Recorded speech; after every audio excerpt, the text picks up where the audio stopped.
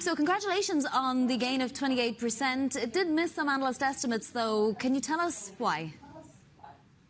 Well, thank you for having us. Look, we look at 2023 as an exceptional year. We've grown the top line by 2%.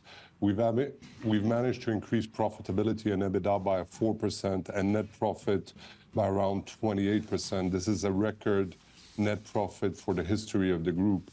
But it's not just a one-off event. If you look at the 3-year journey now, we've actually grown our top line by 6%, our profitability by 10%, and our free cash flows by 30%. That's translated nearly into 15 billion riyals of value creation for our shareholders.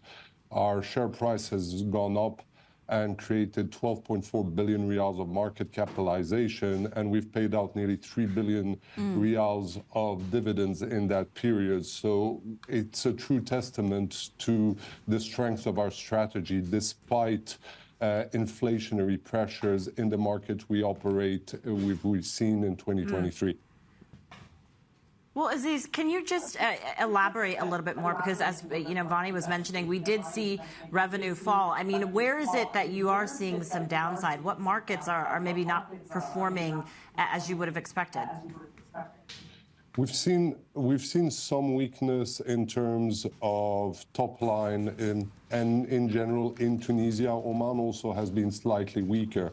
Where we've seen a lot of strengths is in our core market of Iraq, Kuwait. Qatar has been very strong, and also the Maldives, and Algeria has been very strong. What you generally see is all the oil-denominated economies we operate in has come in very, very strong, whether in terms of our own performance, but also in terms of currency.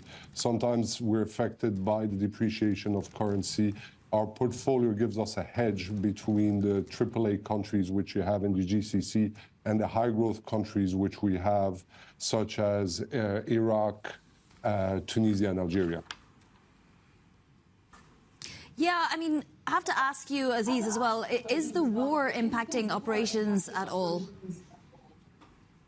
If you're referring to Palestine, first, I want to salute our colleagues in Palestine, the level of dedication. They've been on the ground at every single minute they can to restore our network.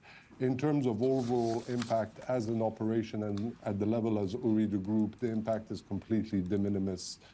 Palestine represents less than 2.5% to 3% of our bottom line, so the impact is extremely de minimis for us.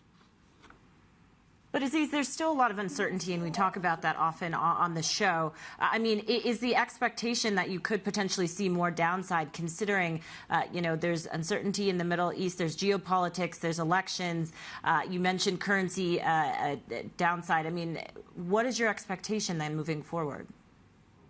Look, we've been hearing that there's uncertainty in the Middle East for a long time. Now it's 3 years in a row where we're one of the top performing telecom companies in total shareholder returns. We believe that our strategy gives us a protection against these uncertainties, as focusing on operational excellence and the telco side, but also with all the ancillary projects. As you know, we announced last year the establishments of the largest tower company in the region with a value of around $2.2 billion and 30,000 tower assets. This year we'll be also focusing on creating one of the leading data center platform to capture the very strong growth we're seeing in the region. What people tend to forget is the region is probably one of the highest growth region in terms of data consumption, and therefore all the requirements around data consumption, which is connectivity, data centers, and we're ideally positioned to capture that. Any interest at all in potential acquisitions and growing that way, Aziz, or any kinds of deals? So this is a recurrent question because we've significantly organically delivered over the past 3 years. We went from 2.5 times net debt to EBITDA to 0.9. So right now we have a very strong balance sheet, which puts us in an ideal position to do acquisition. We've been extremely disciplined as our focus is to generate value for our shareholders. We've seen a lot of opportunities over the last 18 months. None of them have really hit the mark in terms of value creation for us and synergies. We will remain extremely opportunistic to see if we can find targets and opportunities that will really unlock values for our shareholders. And in the meantime, we're focused on delivering the strong strategy which has delivered as of today.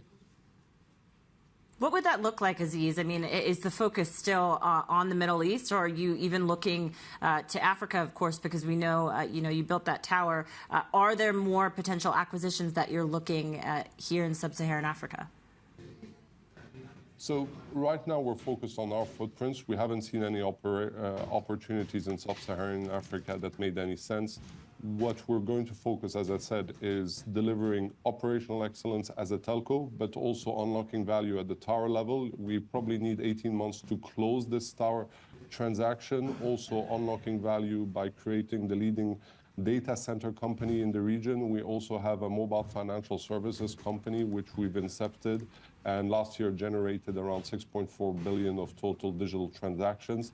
These are really our three areas of focus today. If we see an inorganic opportunity that arises, which is attractive, we'll then be opportunistic.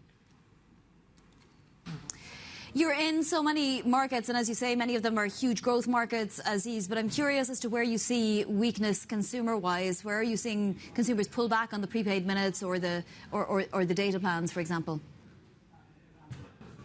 We don't see that much weakness in terms of the consumer side, maybe except for Tunisia. What we're seeing is stronger competition and therefore price pressures on our data plan on the consumer side. That's why for us to reinforce the B2B and the enterprise segment, which is less volatile, is extremely important. And we've done a lot of work in developing that segment. I think over the last 2 years, we went from 15% of total revenues contributing from enterprise to today 23%. And that's a perfect mitigant to these pressures.